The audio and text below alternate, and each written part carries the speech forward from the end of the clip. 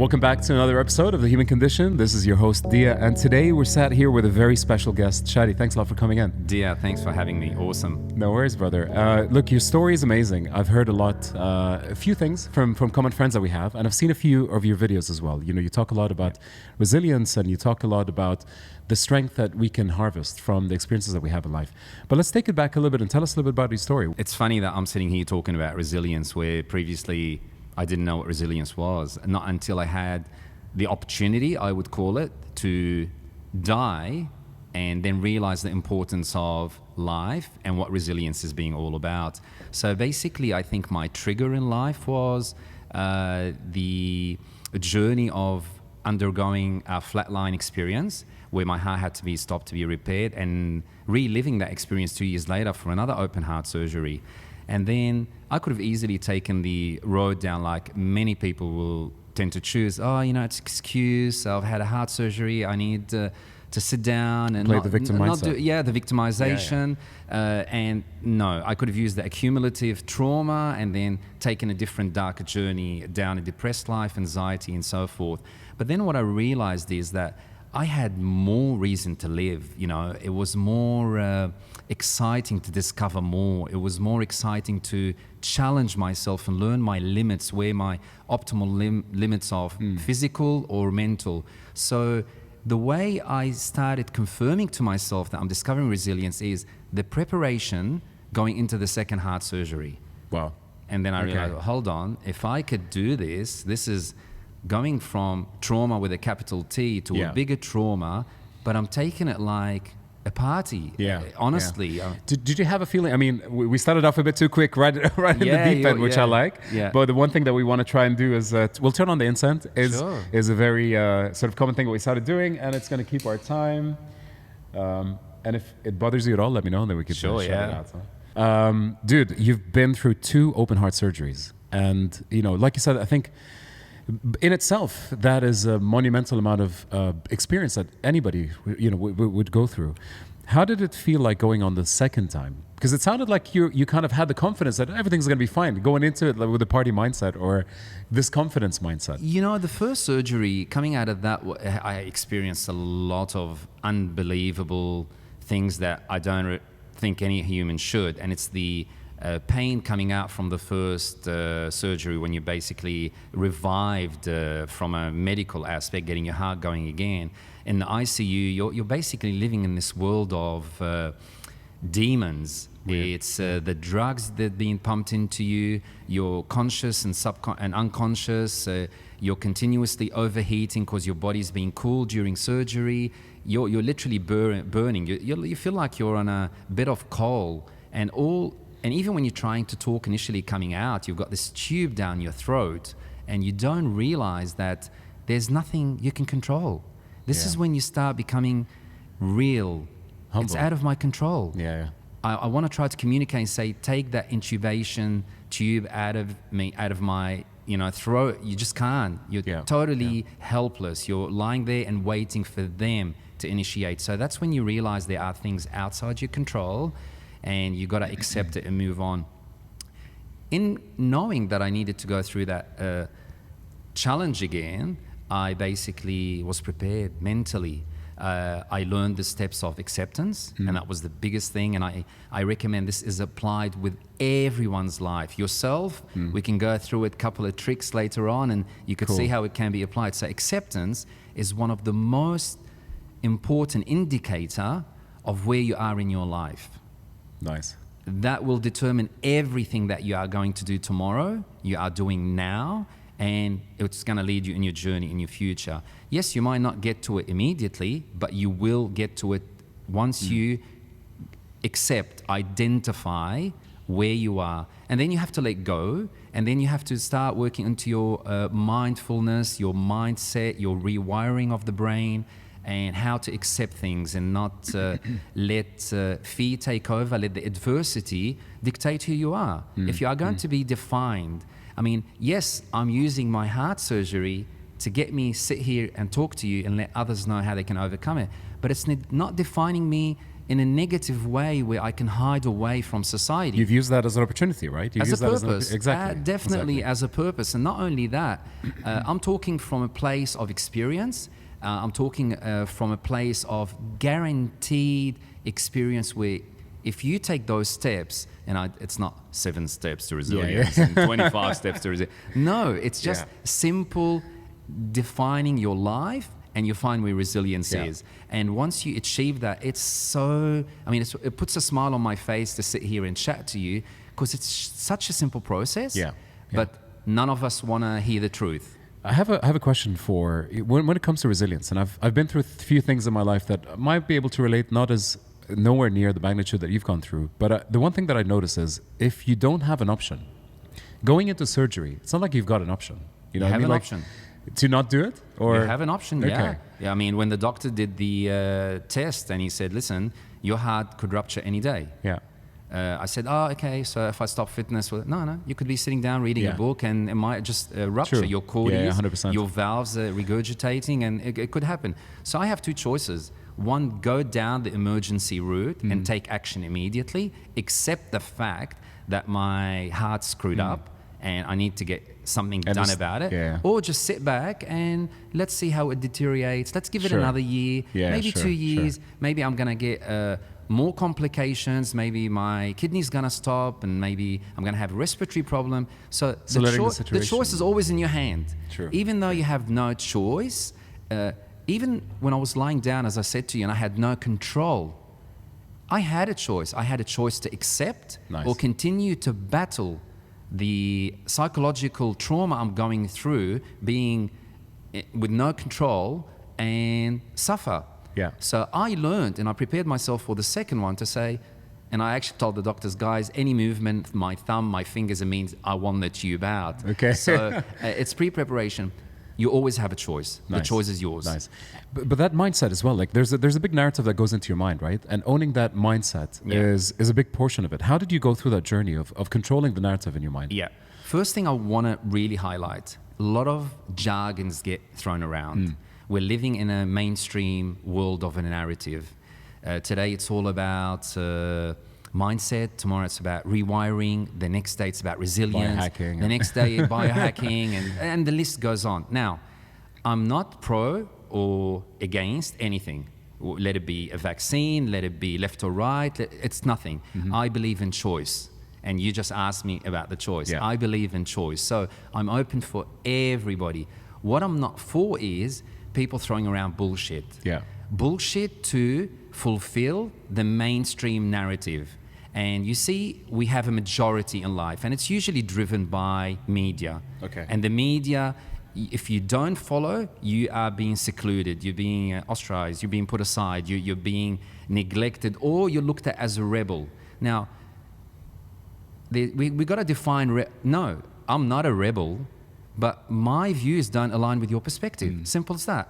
So just suck it, live with it, and I'll do my own thing, but I respect your views. So it's very important that when we use the word mindset, people have to understand that mindset can be achieved through mindful meditation. It could be achieved through, mindset doesn't have to come in the spectrum of, crossing your legs and spiritually sitting there and meditating, music levitating in the morning and levitating. No. Mindset is about you being conscious about your action. You being conscious about when you're getting pissed off. You being conscious when someone comes across the road while you're driving and you're going to get pissed off, and you got to control yourself before this anger comes out of you. This is when you start becoming... It's aware of your physical, your mental, your verbal self. Now, if you can start controlling your physical action, you can start also controlling your psychological aspect. And same way you exercise your body, you can exercise your brain. And I promise, I'm till today learning how to do this, but it's a fact. There's so many times I wanted to say the wrong thing, and I used to say it all the time before my heart surgery, outspoken, straight shooter. Now I've learned to just straight away, my mind tells me, hey, take a step back, put the brakes on. And that is mindfulness in action. So Also, when we come to resilience, if you allow me basically to go in resilience. Sure, yeah, of course. Resilient recently, I was watching the current climate change, and all I've been hearing, every CEO and every, you name it, whoever they are, throwing the word resilience. We're going to have a resilient economy, resilience. And I'm thinking, wow, okay, this resilience we're talking about today is a human resilience. This is the resilience that can be measured, a resilience that is tangible, a resilience that's science-driven. So when you say an economy is resilient, that's got nothing to do with the resilience we are talking about. Yeah. So I want to make it very clear: resilience is a innate characteristics in you and I and everyone else that is listening. We are all born with a predisposed level of resilience. So I want you to imagine a scale on a fulcrum that is the center of gravity, basically. And we're born on it. And the fulcrum is usually, depending on your genetics and so forth, is decided where it's shifted, to the positive or the negative side. Now, your environment, a recent study by Dr. Jack Shonkoff in Harvard, he's an MD, and he basically says that resilience is a very complex, interactive between a characteristic and the environment. So a lot of who you are today and who I am today, whether we like it or not, and usually some cultures go against that, it's your upbringing. It's your parents. It's your conditioned state of mind when you were younger, your parents, how they loved you, how they argued with you, how they disciplined you, and the list goes on. But it's not only parents, it's your teachers, it's your school, it's your culture, it's your life, it's beliefs, it's religion, it's multiple magnitude of things that dictate what kind of pendulum you hold. Now, if you live in an abusive family relationship, you're going to add more weight towards the negative aspect of resilience. And the fulcrum is going to shift more under the positive side, and you're carrying more weight on the negative.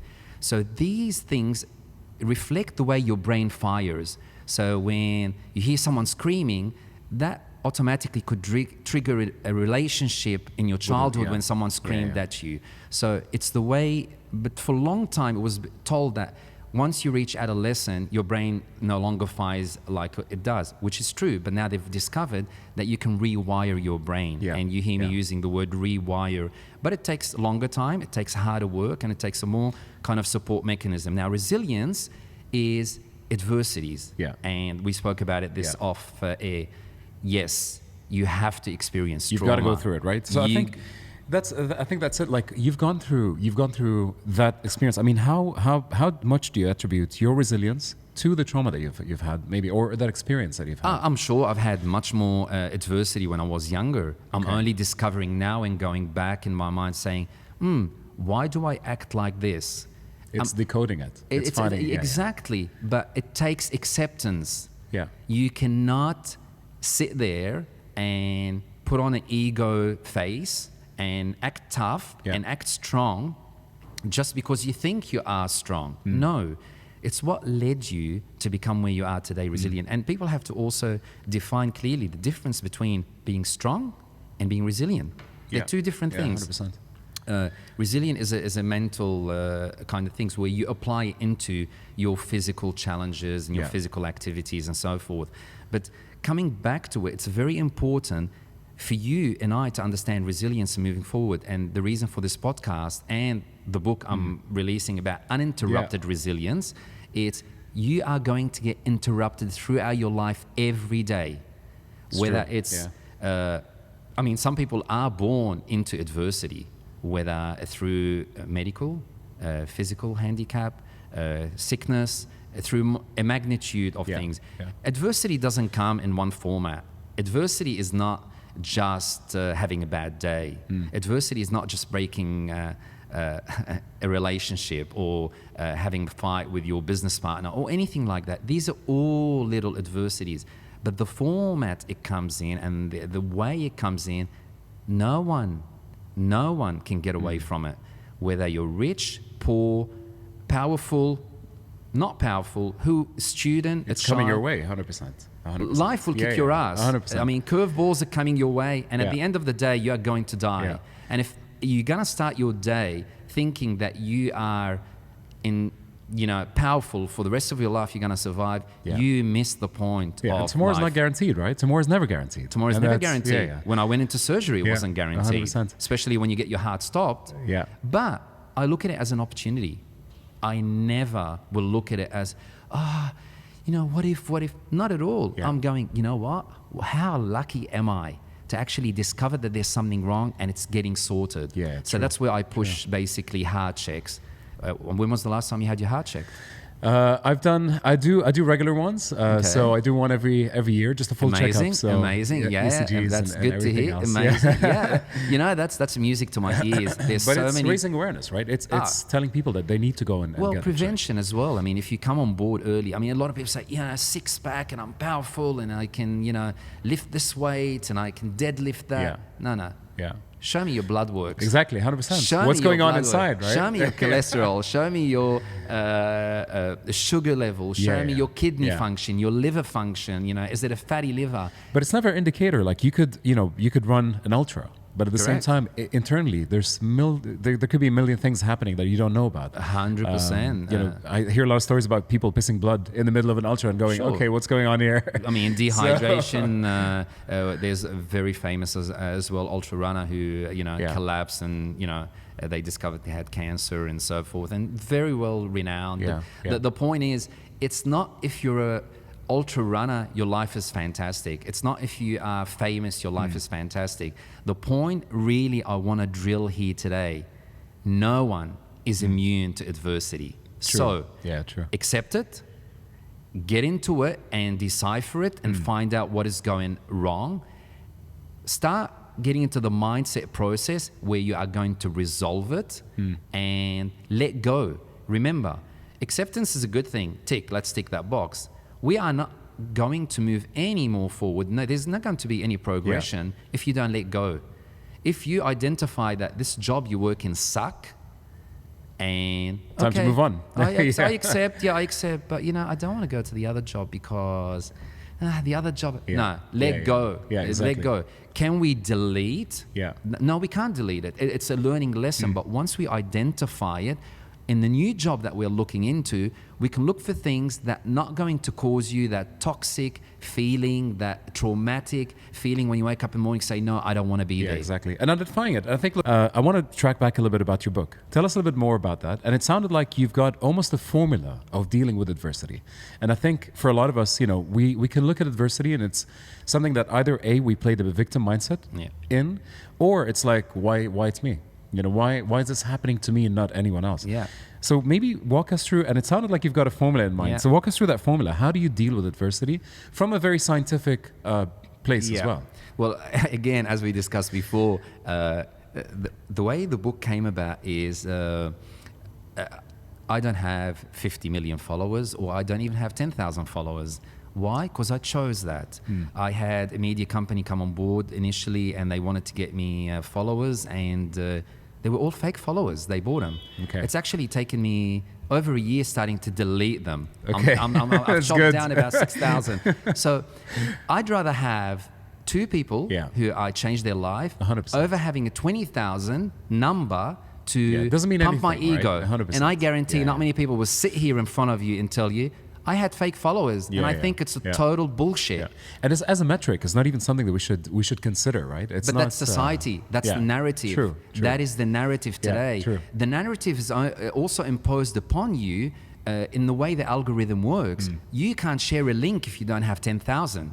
Yeah, true. So you could see what I mean. Yeah. So the way it came about is I work a lot with people and parents who have children with CHD. I work a lot with people who are about to go and undergo a heart surgery, or just discovered their heart surgery. So I'll share with you as well, and I think I've got a few there with screenshots of maybe hundreds of parents who I've worked with them over 2 or 3 years in preparation on what they need to do. And we don't use the word resilience when we talk to each other as heart warriors. We call it heart warriors, because being a heart warrior definitely changes your mind.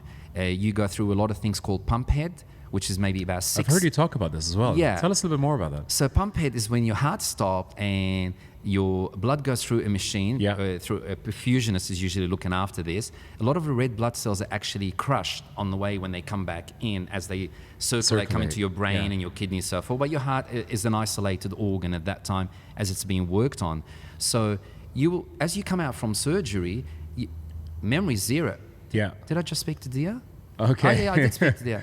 Did I read that book yet? No, so there's gaps in your memory as you're... Continuous. Okay. It's continuous. And do you still experience that? No.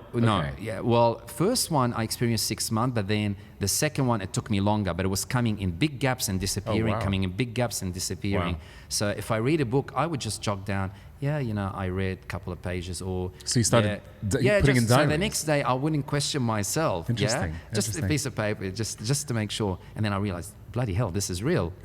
So some cardiologists would say it exists. Some don't want to say it exists. It's that battle. But yeah, you go through things like pump head. You go through things like anxiety. You go through things like depression. I didn't go through anxiety and depression. Why? Mindfully, I was prepared.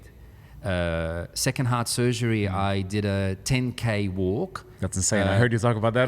That is 7 days. Sorry, that is... After the surgery? 10 days after the heart surgery. I was supposed to do 500 meters. They released me back home. And I said, I'm going to go for a walk. I literally had a tracksuit that looked like pajamas. Okay. But I was on these beta blockers that slow down your heart rate. So it's not over. And I just thought, this feels good. This feels good. This feels good. I ended up like walking 10K, caught a taxi back, didn't have money. I had to pay when I got back home. But then I ended up in bed again for 2-3 days because I can't feel the intensity. But that's where I started to learn the ability of my physical body and mind. Yeah. Pushing yourself to the limit in a way. Yeah. I mean, the protocol for rehab, a heart rehab, is basically you follow these.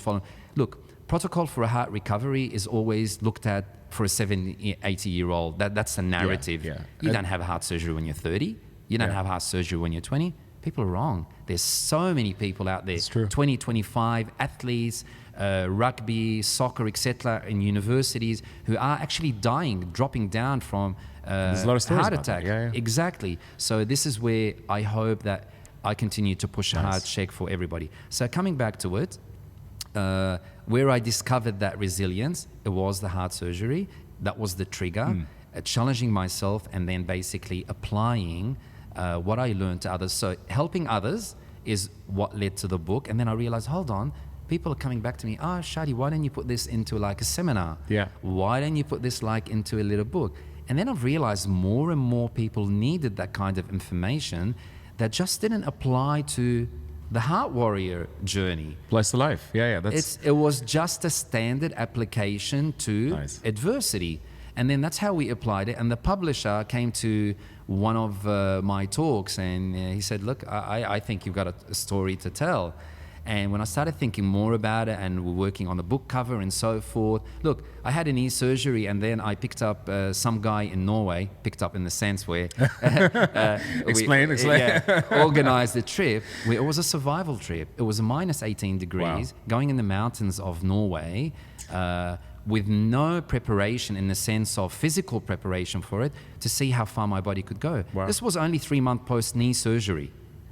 And I tell you, it was an experience that totally matched the heart surgery. Okay. Being in minus 18. For sure. And climbing, it wasn't the height, it was more the extreme exposure to what we were facing that really took our mental level to what I would never have thought I'm capable of doing this. How long was that for? How long were you in the mountains for? It was an entire day, but it was about a 16-hour hike in minus 18. Wow. So it's not like you were in a beautiful day. This is a 16-hour hike in snow up to your knees. It's crazy. This guy was a military guy. Yeah. There wasn't a single human soul at that time. It was winter in Norway. People think you're crazy. Yeah. So he was a bit of a Bear Grylls to test us. And the colleague I had with me, he knew his limits. He said, guys, I can't continue. So he basically set the challenge for us. What do we do? Yeah. Does he go Keep back going, down or on his own, or do we continue? And there was a lot of glaciers, there was a lot of open crevasses, there was stuff like that. So he had to come back. You'd see that on the cover of my book, because that was one of the challenging aspects where I could die here easily. But what kept you going? My mind. Okay. I'm going, big shit. I've flatlined before twice. Going up a mountain, step at a time, minus 18. What is the worst case scenario? This is going to sound a bit egotistic. What is the worst case scenario? I'm going to lose a thumb. I'm going to lose a toe. I mean, is it? 100%. But again, fear comes in. Yeah. So it's very important for anyone who is listening, and I cover that in the book as well. It's important if you're raising a child or watching how other people raise families, it's very important that we set a loving, but also we forecasting for the future what my action as a parent or as a teacher is going to do to a child. Now, this is not falling in the mainstream of inclusivity and so forth. And I'm all for inclusivity, 100 million%. But again, I'm not for the streamlined narrative where if you're not on the wagon, then you're out. So I'm not. So give a choice. Exactly. have the choice. I believe that you should have the. So it's very important. Everyone has the right to raise. I have a little daughter, and I'm so proud of. And every action I take, I actually look how it's going to affect her in the front. And it's very important. There are things I totally disagree with, but I can't have it my way. We have to change. We evolve. The world has evolved, and you have to accept that. And that's mindfulness. That's when you're about to allocate a task or delegate or tell your child, no, don't do that. But then, hang on. Think of it from their perspective as well. Why am I saying don't do that? It's because I was raised in a way where I wasn't supposed to do that. And then I challenged myself, and she's out of the picture. And here I am challenging myself. Interesting. And that's resilience. And that's self-awareness as well. Self-awareness, as we said, it's a step past acceptance and letting go, where you come into the mindfulness aspect of challenging what you are doing, both physically and verbally. But then that's resilience. I know I've ticked the box. Now, what's next? We transcend beyond resilience. And transcending beyond resilience is an art where you're 24/7, you're conscious of your action. And I'm nowhere near it. I'm not going to sit here. Nowhere near it. And but that's the next step. 100%. And I think let's track back a little bit. And I think the power in what you're saying now in terms of resilience is, in a way, sometimes thinking that, what's the worst that can happen, right? And almost like identifying the worst case scenario. And this could apply to business. When you're taking big decisions, acquiring a new company or moving in different ways, you're thinking of multiple scenarios. And in personal life as well. Do you feel that the level of is fear a factor there? What could happen if, because there's something that you just mentioned now where it's like, what's the worst that can happen? I flatlined. Right. But not everybody has that experience. But everyone has a trauma to a different level. To a different level that serves their reasoning. So what I mean is, you hear stories of, someone who had a little car accident and that traumatized them for the rest of their life. Now, am I comparing here? Yeah, of course. There's the trauma with a capital T and there's a trauma with a smaller T. But it's the extent of the car accident. Is it just a car accident where they were shocked? Or is it a car accident that affected someone else's life? Or is it a severe car accident that they had to lose a limb or something and live with? So we have to understand that everyone else is facing trauma. Everyone. I don't care who you are listening to this. No matter if you're saying you're not. If you're saying you're not allowed, there's an ego issue. No, there's an ego issue. True. And ego is so detrimental in everything, in life, relationship, and as business. Now, you touched on business.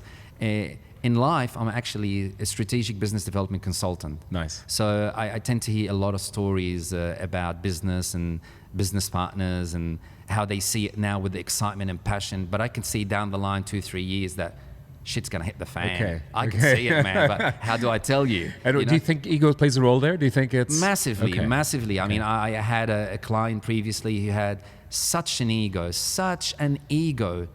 Oh my goodness! If he could hear me now, he would. But see, I don't. I operate for them. I just watch. I can basically recommend.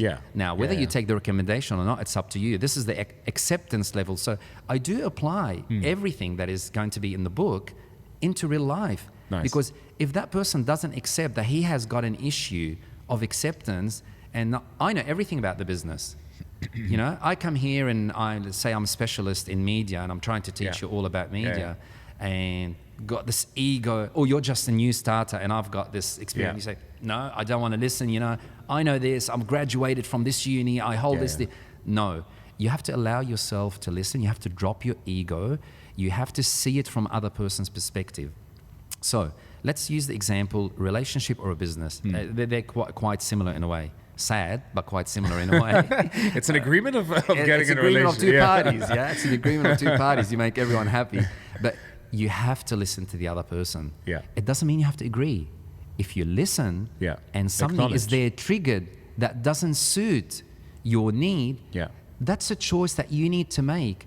Do I stay in this business relationship, or do I stay in this marriage, or let go, right? Or let go. So you could see how it's so intricate, but it's so simple. True. If you apply it all across board. So anyone listening to this, sitting at a desk, working on a computer, or out in a run, or whatever they're doing, think about it. Why are you doing what you are doing? Do you agree with it?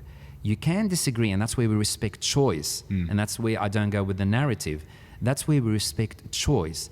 And if your choice is saying, I'm feeling uncomfortable, I'm feeling mentally tired, drained, I am feeling unhappy, move on.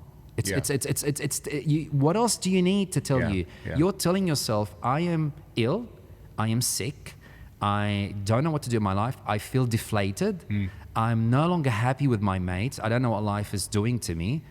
There should be enough reasons for you to move on. My goodness, right? more than enough. I mean, the first reason should be the red flag. And if that doesn't enough get you going, you've got other reasons to look at. So in business, listen to your partner. If you disagree, it's easy. You disagree, you've already been, okay, we're not going to agree here. And a lot of people say, oh, you can work on it. You can work on your relationship. Now, yes, you can work on a relationship to a limit. And that's both business and actual marital relationship, personal life. But you have to realize your significant other also has dreams, also has needs, and maybe what you are offering is not meeting their needs. And the journeys separate, right? So we can turn it into a toxic event, or we can both agree that, hold on, we're both being mature about this. We all accepting where we are, that we are not matching. True. And, and the journeys take different parts, right? And that's but it doesn't mean you can't be flexible. And this is where mindful awareness, you could be doing something wrong that is both detrimental to yourself and to the relationship, and you need to change that. So whether it's drinking, whether not being there for the relationship or so forth, but you can rewire yourself. If you set in the mindfulness consciousness of what you are doing and say, I want to change, there is hope. But we're talking about the other part of business. Things are not working out. We have dreams, we have passion. I want to take my brand to 3 countries. I want to keep my business here. Okay, are we going to do it next year? No, then we're not meeting. You take your way, I take my way. So it's very important that communication is vital, but we all come back to the same thing, acceptance of your current environment. And it's very important, like I said, anyone listening, it's very important what you do to your child, what you do to the environment you are around, even to your staff. I'm sure you have a lot of staff working with you. We got a billiard pool, we got a table in there, we're all friendly, teamwork, we're cuddling, we're hugging. But all it could take, you're doing an event and you get really pissed off, and this anger might come out and you might totally abuse someone accidentally. Now that could be that's going to be the memory that they'll have, right? Exactly. All your billiard table and your coffee machine and your slide coming down and all this, and you hear about the environment in Google and Microsoft and so forth. It's a wonderful life, but it's again how you treat others. And I'm not thinking it's all hugging trees and loving and all this aspect. No, I'm just saying be aware of your action, how it affects others and how it affects you. Now that we're talking about resilience, we're talking about individual achievement of resilience. How are you going to be strong, dear? Shadi, how are you going to be strong? Am I ready for another heart surgery? 100%. Because I've been told and I'm prepared that in the future, it could happen again, right? I might need to repair one more time. So, and I'm like, cool, I'm going to make the most of it. I'm going to go out, chat with Dia. I'm going to chat with everyone else I can. I'm going to make as much good memories as possibly can. No one's going to remember you when you've been so friendly and so forth in your business environment. They're going to remember you when you were an asshole. Seriously. That's true. They go, yeah, when you treated me badly. Yeah. So let's remember adversity is going to come upon all of us. Let's remember that we can all become resilient, and this is not the resilient thrown around and prostituted around. Oh, be resilient in social media. Resilient is something innate in all of us. It's a characteristics. You're born with it. Genetically, it's affected where it falls, whether positive or negative. And the environment in your childhood, let's say till about 12 years old, before you get into adolescent, is your major part there. Now, that can be corrected through school and through counseling and through so forth. Then you've got your adolescent part of life where you start experiencing and rebelling and challenging yourself, building your physical well. body, building your character. But this is where you tend to face more adversity, like trauma and bullying, your performance on the field, your performance academically, and all these questions start popping up. Now, if you're a parent that is not aware and supporting all these little aspects and normalizing adversity, and that's one word I want to come to, normalization. We tend to drilling down adversity, trauma, toxic stress, all this other rubbish, but we're not normalizing it. Is there a class at school that talks about adversity? Yeah, probably. Yeah, exactly. No. Is it a subject to normalize it? Yeah. If we prepare our children and ourselves, yourself and myself, hey, look, you're not always going to win a race. Yeah. It sucked to come fourth or fifth or sixth, but it's going to happen, part of life. Yeah. Enjoy it. Yeah. But what's happening to us, rather than normalize it, we're telling people, here's a participation certificate because you came last. Hold on. This is where we're diluting resilience. This is where mainstream narrative and where we are socially in the world of digital world, we want to be popular. And we want to be popular by sacrificing resilience. Let's take an example of the Olympics. And like I said, I don't care about followers. Sometimes I put shit up on my Instagram to lose a particular kind of people. Yeah, definitely. And I say, look, how many XYZ kind of people am I going to lose today? And I post that up. So here's an example. The Olympics that just took place. Olympic was all about achieving, all about coming first. It's all about also sportsmanship, where you don't cheat and so forth. That's fine. That we're all for it. But when you come to a draw and you have one more heat, you go for the heat. Exactly, Not this time. Recently split. We want to share our gold medal because we want to show the world that we love and care. I'm going to get a lot of haters for this. I don't care. Because if I want my child to become an athlete, a professional athlete, get to the Olympic, there's a reason why the Olympic was created. It's basically to vet the best of the best. You're talking about milliseconds. Let's get rid of the milliseconds. Everyone who gets 10 seconds in a 50-meter run, it gets gold. So do you feel that that kind of mindset is now applying to our society in general, right? A lot of people are okay with a participation certificate. And that's correct. That's kind of like, it's fine. Well, don't ask yourself why you're depressed and sitting on the couch. You chose to be part of that narrative. Now, don't take me wrong. That was great sportsmanship. Hooray for the television, great for the papers and so forth. But hang on. What about that person that worked so hard? How much is it from their... Hang on. If they really wanted to win, if they really wanted to share, they would have gone again, got the gold and say, you know what? You did well, here's the gold. But now let's... Imagine football. Let's take soccer, football, where you draw and you... let's not go into extra time. Yeah, they would never do that, right? Hands. Let's cuddle. They would never do that. Are we kidding? I mean, what's the world... That's true. What's the world coming to? Yeah, that's true. So snowflakes is very... common these days. And when I use the word snowflakes, it's someone who's easily affected, offended by very, today I put a post the other day, just again, I love doing this. A guy called Carnivore, he's a doctor, and he talks about kale is bullshit. I've eaten kale all my life. I love it. But I just thought, wow, what an interesting study. So what does he say with that? Kale is bullshit. It's toxic. It's actually a plant that has so much defensive mechanism that actually destroys you. Interesting. So I'll share him with you, and you'll have a laugh about it. Now, the way I look at it, I'm going, information, knowledge.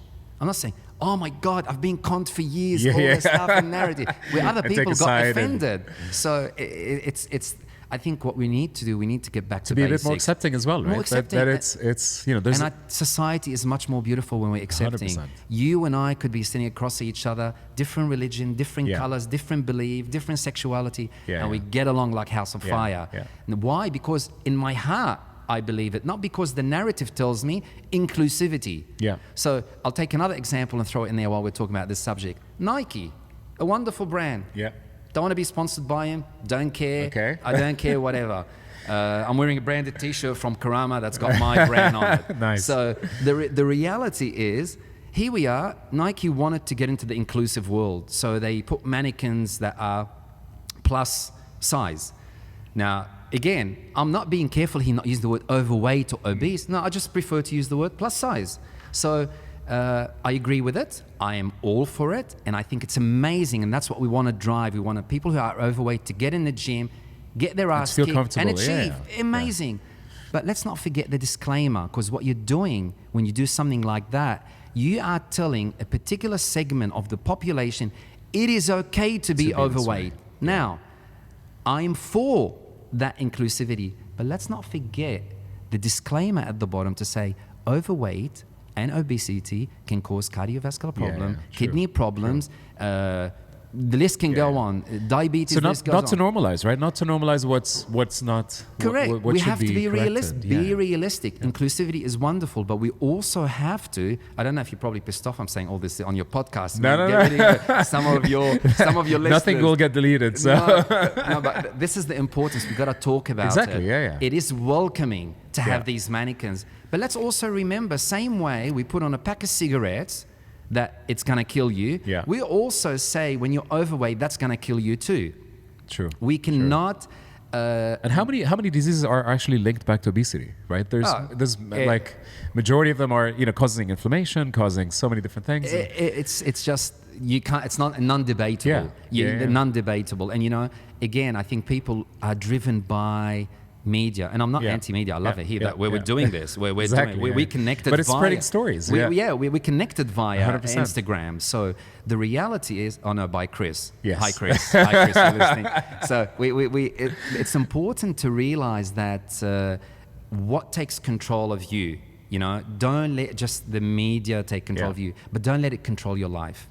It's very important. And having different opinions, I think diversity in opinions should be welcomed, right? And it was always welcome when I grew up. 100%. When I grew up in a household where religion was not. You don't talk about religion because we accept all religion. Nice. That's how we were. So for me to get, and it's not you and I, and it's particular mainstream narrative. Sure. Do you see on a pack of sweets saying too much of is gone? No. We support it, we sell it, we brand it, we keep pushing it. But why can't we do the same when people are obese and overweight? It's a fact. Obesity, and I'm not a doctor, and I don't need to be a doctor. 100%. But I know what blood works do. I know your risk of more problems with your heart when you are overweight. When you are overweight, everything is being affected, from your spine to your ligaments, to your kidneys, to your organs, to everything. I wanted to ask you, were you religious or spiritual before flatlining, and are you after? I was always neutral ground. Okay. I was more on the Buddhism side. Okay. And before, I'm probably older than your dad, mate. I probably look a little bit, but I'm an old dude. But the reality is I was always into the Buddhism aspect of life, which I always try to... Are you saying your spirit is older? Or spirit is older, no doubt. But what I discovered, the beauty of spirituality is driven across all society. So no matter what religion you are, being spiritual is actually... the denominator across everybody. That's what rules. Yeah. That's what rules. And that's where I found that a bit of Buddhism is more of a positive mindset that always allowed peace, love, mindfulness to come in on daily basis, no matter what it was. And also what it did, it actually got rid of the materialistic aspect of society. Nice. And I'm not saying I don't love cars. Yeah. And again, but it creates a separation, right? Again, spirituality, you're sitting down, yoga, shaved head, poor, whatever. No, you could still have a nice car. You could still go out for a good meal and be spiritual. Yeah. It's in the heart. It's what you mean in the heart, really. That's true. So, and also, it's how do you identify with yourself? A lot of people, they're super identified with the materialistic world, but they don't see themselves as spiritual beings having a human experience. 100%. And there's a big shift that happened with me, at least, when I realized that actually we're not just humans, we're spiritual beings having a human experience. Yeah, your energy and my energy, it's Yeah. the way we're vibing with each other, whether it's through a smile, our tone of our voice, our physical energy in the room coming in here, and that tells you a lot. Yeah. You can come into a room and immediately go, oh my goodness, this is going, what time is this done? This is going to be hard work. This is going to be tough. But being open with your energy, being who you are, dropping the ego is the biggest tick in the box. And again, we come back to resilience. Resilience is becoming tougher to achieve based on the actual narrative of what's going on in life, what's expected from us. And that's where resilience is being lost and diluted. We have to come back to our core. We have to come back and identify where we have fucked up, excuse my language, when we were young. Colorful language. Someone get offended. Again, we have to start and pushing. do the work. Do the work. Yeah, and there. You get the Kardashian world, which is amazing. It's it's mega power. It's what everyone dreams to achieve. Not against that. Yeah. But how many people are listening to Dr. Huberman Lab podcast or Dr. Sinclair or things that are on a neutral aspect that could help their life?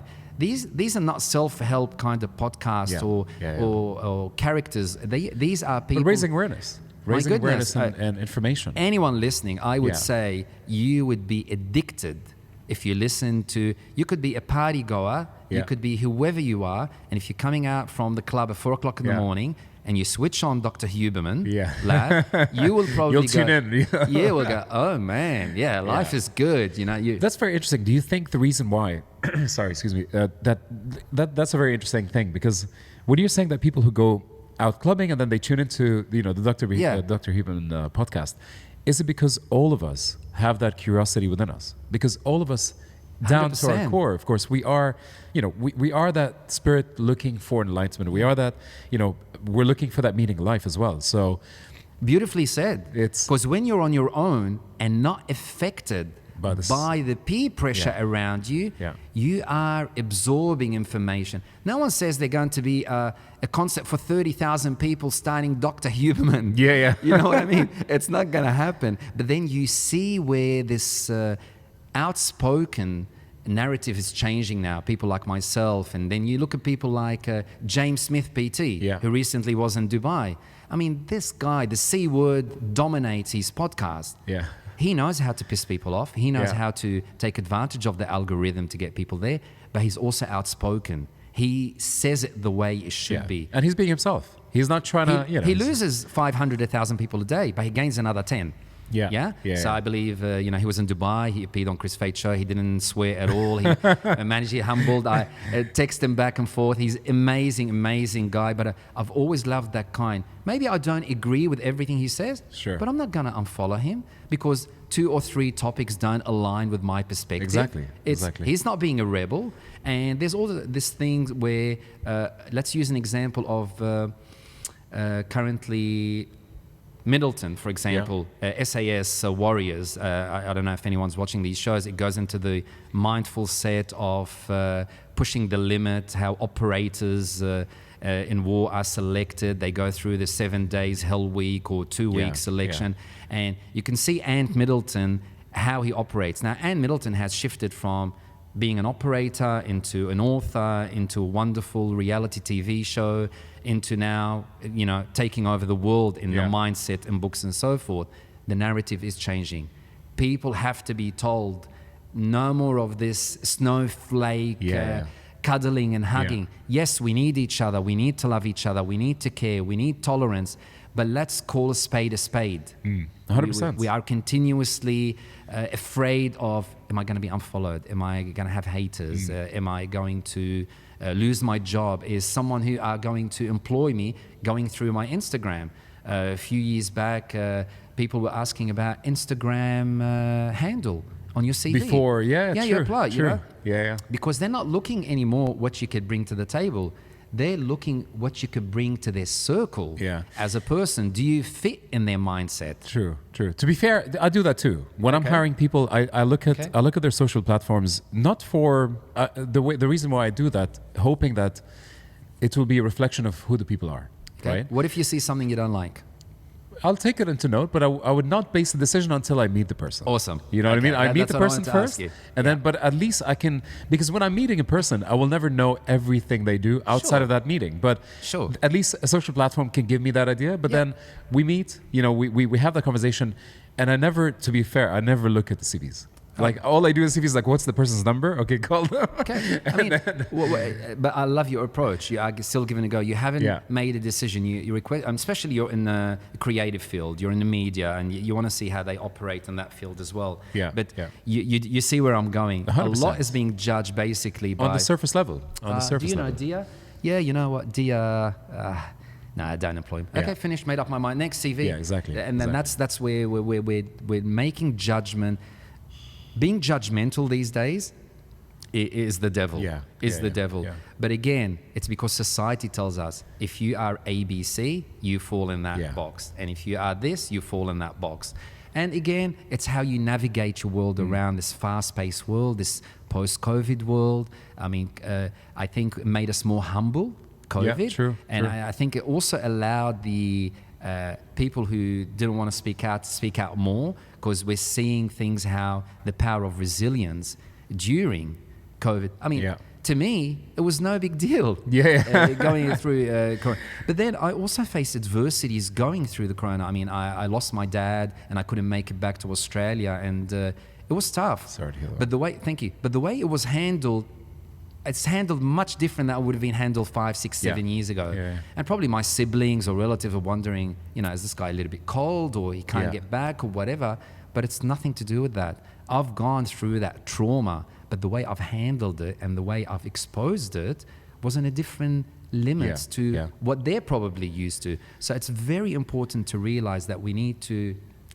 our time frame. So the narrative is changing. There's a lot of positivity out there. Resilience is processes. Remember, you and I and everyone else is born resilient. It's your environment that you were brought in. You can change yourself. You can rewire yourself to become more resilient and hold on to that skill. But you remember, if you can't accept where you're doing shit in life, you're not going to improve it. Until you accept it, let it go, turn your back to it, keep going, you're going to find your next journey. Brother, thanks a lot for coming on. I think there was a lot of great gems there and a lot of great lessons. I think, also after the podcast, we said there's two ways of learning in life. There's a way that you can pick up a book and learn that way, and then speak to people and look at their journeys. Correct. Thanks for sharing your journey with us. Thank you for having a wonderful podcast, man. I can't wait to hear more of this.